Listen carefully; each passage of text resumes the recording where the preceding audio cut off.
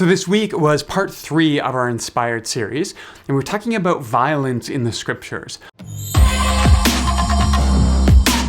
Violence both in the Old Testament and violence in our concept of sacrifice and the cross, and how we make sense of that in the light of the Jesus who is completely non-violent.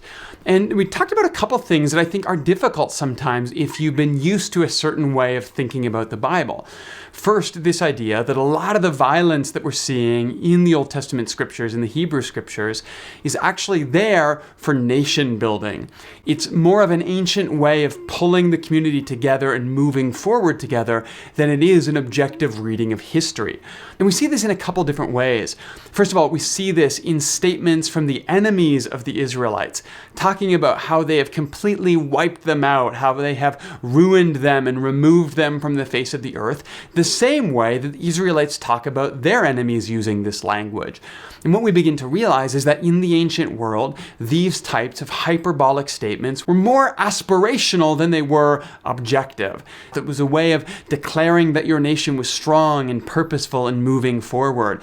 And that actually begins to help us understand how God would allow these types of speeches to make their way into the Bible. They are an expression of the human story, peeking through, poking through in all of the complexity and the brokenness that we express ourselves with. But if we're not used to understanding the Bible as a product of human history in partnership with the divine, in partnership with the Spirit of God, that can get a little confusing for us.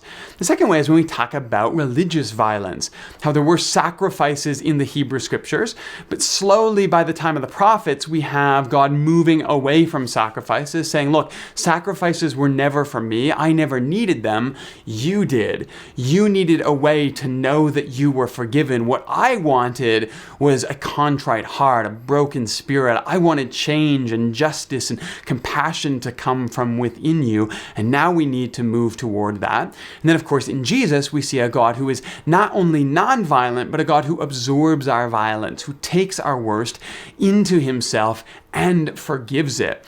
And this again can become really shocking if the only way that we have heard about the cross, the only way we've heard about the sacrifice of Jesus, is that this was something God wanted, God needed. God really needed a blood sacrifice, and only the best blood sacrifice could ever appease or propitiate God.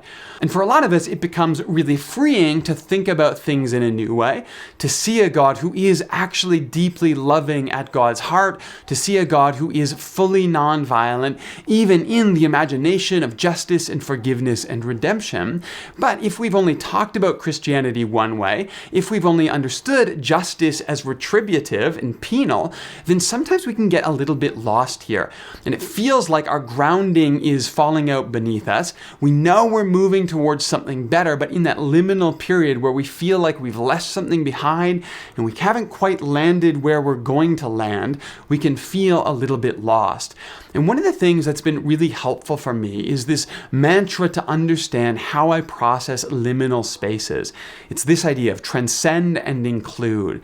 And what I mean by that is when I'm changing my thinking, when God is opening me up to new ways of understanding the divine and understanding God's plan in my life, in the world, I want to transcend where I have been. I want to continue moving forward. In fact, I think this is what keeps our faith and our spirituality alive, is that we never get stagnant. We're always open to the way that the Spirit is leading us, guiding us, calling us to the next step in our journey. So we're always transcending, we're always moving forward, but, and this is important, we always include where we have been. So when I leave behind a way of thinking, I actually bring all of the lessons and all of the good that has brought into my life with me. There was a time that I thought very differently in my Christianity. Things were a lot more black and white. Things were a lot more easier to parse. Things were just frankly more simple then. And that brought a lot of really good things to me. It brought faith to me. It brought trust to me. It brought me into the conversation of beginning to to understand the complexity and the beauty of the Christian story. And so even though I transcend where I was and I add new nuance to my understanding, I include all of those lessons with me. And here's an example when we talk about the cross.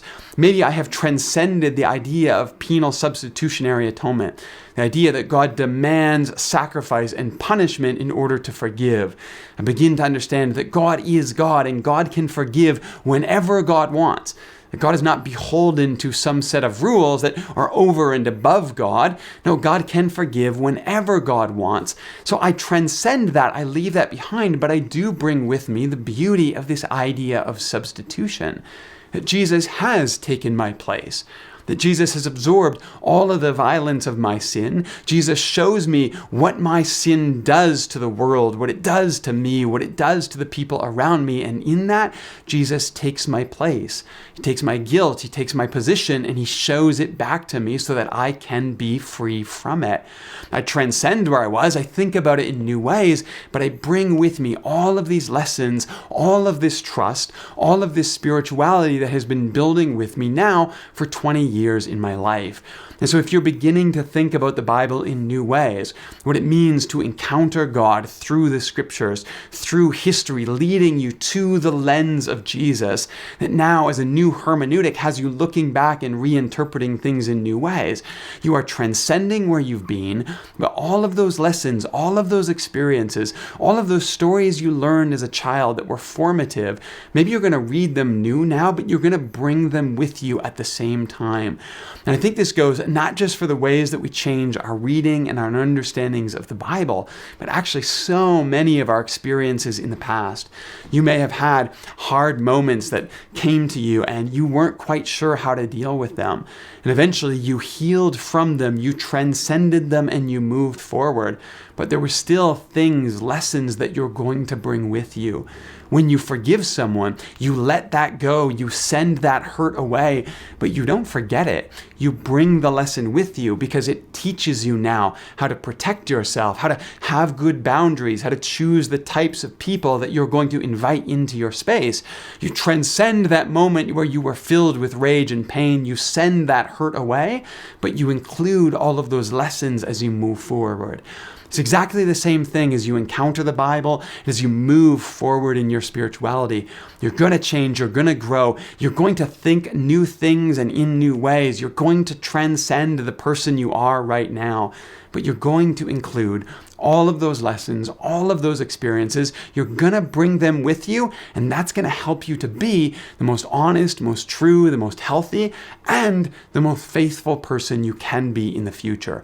So I know it can be disorienting sometimes to think in new ways. Maybe repeat this idea to yourself when you need to. Transcending is okay, moving forward is okay, but so is including. So is bringing with you the lessons and the faith and the truth that you've learned every step along the way. That's the beauty of what we're seeing in the scriptures. God is helping humanity move forward one step at a time until we reach the story of Jesus. We finally see the divine for who God really is in the world. We finally have this image of grace and peace, nonviolence, through which we can look back and reinterpret everything that has come before and all of our lives and future heading forward.